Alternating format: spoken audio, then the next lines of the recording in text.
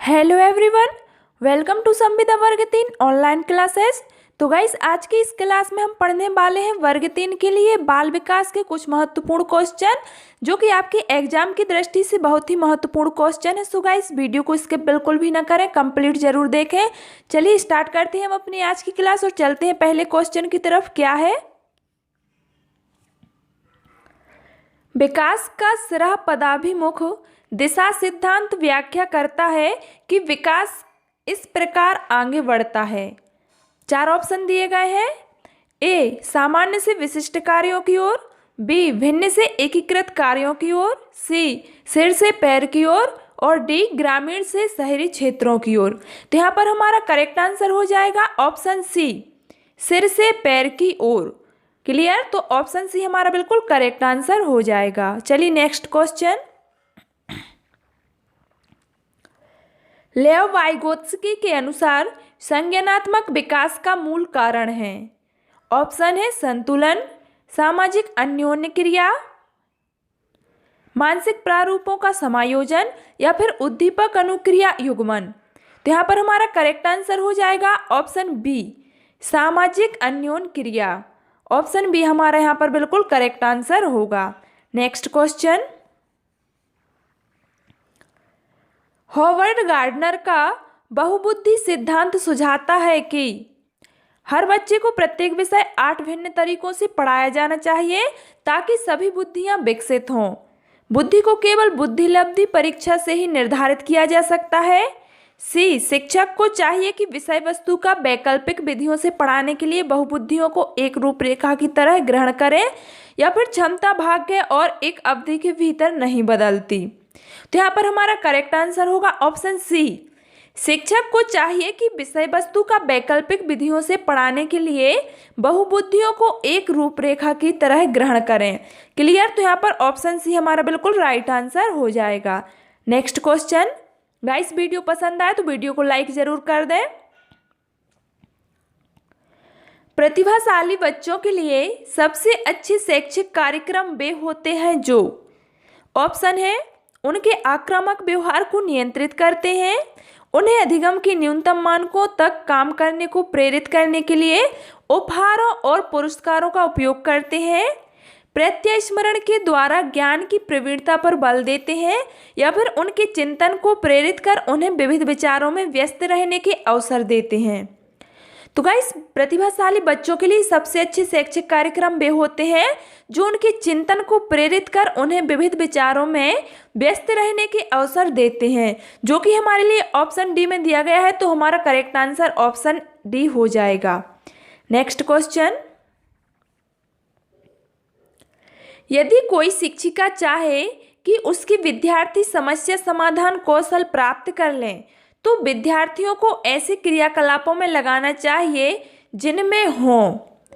Option है पूछना, तर्क करना और निर्णय लेना, बहुविकल्पी प्रश्नों वाले स्तरीकृत कार्यपत्रक, प्रत्यस्मरण रटना और समझना, ड्रिल और अभ्यास।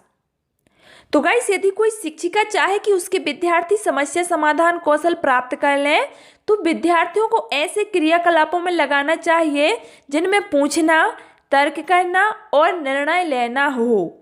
तो ऑप्शन ए हमारा बिल्कुल करेक्ट आंसर हो जाएगा। Next question. विद्यार्थियों के प्रभावशाली अधिगम के लिए निम्नलिखित में से कौन सा शिक्षक के प्रारंभिक कार्यों में से एक नहीं है?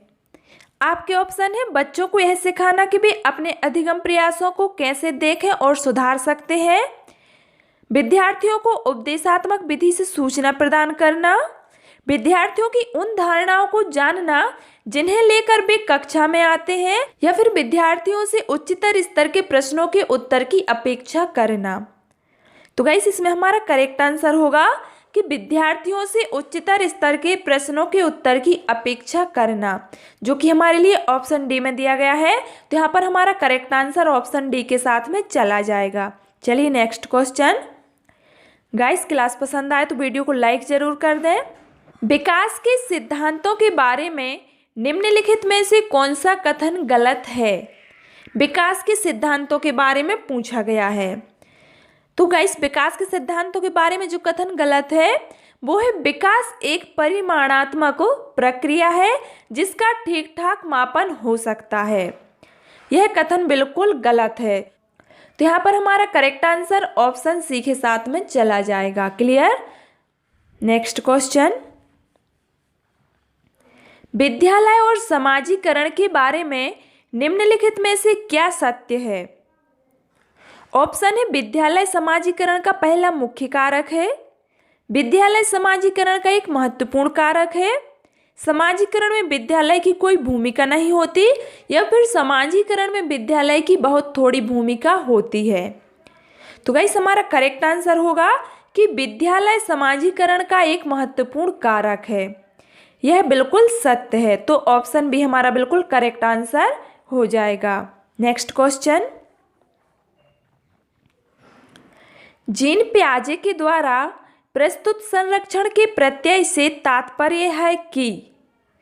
जीन पियाजे के द्वारा प्रस्तुत संरक्षण के प्रत्यय से क्या तात्पर्य है? तो यहाँ पर हमारा करेक्ट आंसर होगा कि कुछ भौतिक गुणधर्म वहीं रहते हैं चाहे बाहरी आकृतियां बदल जाएं। क्लियर। जीन पियाजे के द्वारा प्रस्तुत संरक्षण के प्रत्यय से तात्पर्य है कि कुछ भौतिक गुणधर्म वही रहते हैं चाहे बाहरी आकृतियां बदल जाएं। तो यहाँ पर ऑप्शन सी हमारा बिल्कुल करेक्ट आंसर हो जाएगा। चलिए नेक्स्ट क्वेश्चन, निम्नलिखित में से कौन सा अधिगम के आकलन को उजागर करता है? 4 ऑप्शन दिए गए हैं, करेक्ट आंसर बताना है। तो गाइस शिक्षक विद्यार्थियों की चिंतन प्रक्रियाओं पर ध्यान देने के अलावा उनकी अवधारणात्मक समझ का भी आकलन करता है। यह अधिगम के आकलन को उजागर करता है। तो यहाँ पर ऑप्शन बी हमारा करेक्ट आंसर हो जाएगा। नेक्स्ट क्वेश्चन, बाल केंद्रित शिक्षा शास्त्र का अर्थ है? बाल केंद्रित शिक्षा शास्त्र का क्या अर्थ है? 4 ऑप्शन दिए गए हैं, तो हमारा करेक्ट आंसर हो जाएगा। देखिए बाल केंद्रित शिक्षा शास्त्र का अर्थ है कि बच्चे के अनुभवों और उनकी आवाज को प्रमुखता देना, जो कि हमारे लिए ऑप्शन सी में दिया गया है। तो यहाँ पर ऑप्शन सी हमारा बिल्कुल करेक्ट आंसर होगा। नेक्स्ट क्वेश्चन, आकलन के बारे में निम्नलिखित कथनों में से कौन सा कथन सही है? आकलन के बारे में पूछा गया है, 4 ऑप्शन है। देखिए 4 कथन दिए गए हैं, आपको करेक्ट आंसर बताना है। तो यहाँ पर हमारा करेक्ट आंसर हो जाएगा ऑप्शन ए और सी। यहाँ पर ऑप्शन ए हमारा बिल्कुल करेक्ट आंसर होगा। क्या है कि आकलन से विद्यार्थियों को यह सहायता मिलनी चाहिए कि वे शक्तियों और रिक्तियों को देख सकें और शिक्षक तदनुसार उन्हें ठीक कर सकें। एक तो ये करेक्ट हो गया, और दूसरा है कि आकलन केवल स्मरण शक्ति का ही नहीं, बोधन और अनुप्रयोग का भी होना चाहिए। तो ऑप्शन ए हमारा बिल्कुल करेक्ट आंसर होगा, ए और सी। क्लियर। चलिए नेक्स्ट क्वेश्चन, संज्ञान और संवेग के बारे में निम्नलिखित कथनों में से कौन सा कथन सही है? संज्ञान और संवेग, तो इसके बारे में जो कथन सही है वो है ऑप्शन बी। संज्ञान और संवेग परस्पर जुड़े हैं और एक दूसरे को प्रभावित करते हैं। याद रखना, संवेग और संज्ञान दोनों परस्पर एक दूसरे से जुड़े रहते हैं और एक दूसरे को प्रभावित करते हैं। तो ऑप्शन बी हमारा बिल्कुल करेक्ट आंसर हो जाएगा। नेक्स्ट क्वेश्चन, विविध शिक्षार्थियों वाली एक समावेशी कक्षा में सहयोगी अधिगम और समवयस्कों से सीखना। 4 ऑप्शन है। देखिए विविध शिक्षार्थियों वाली एक समावेशी कक्षा में सहयोगी अधिगम और समवयस्कों से सीखना सक्रिय रूप से प्रोत्साहन किया जाना चाहिए, जिससे समवयस्कों की स्वीकार्यता बढ़े। तो यहाँ पर ऑप्शन डी हमारा करेक्ट आंसर हो जाएगा। याद रखना, सक्रिय रूप से प्रोत्साहित किया जाना चाहिए जिससे कि समवयस्कों की स्वीकार्यता बढ़े। Next question,